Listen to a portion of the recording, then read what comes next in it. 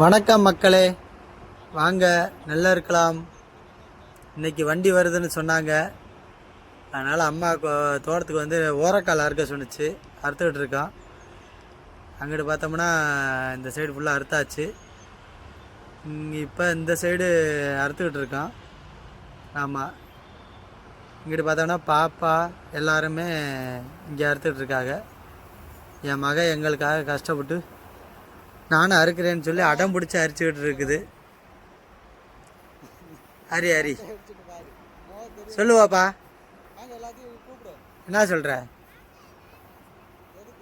அட லூசு புள்ள, ஓட்டப்புள்ள ஓட்டப்புள்ள, அட முடிய ஒதுக்கி விட்டு பேசு.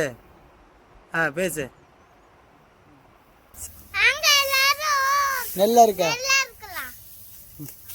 நல்லா சத்தமாகவே பேச.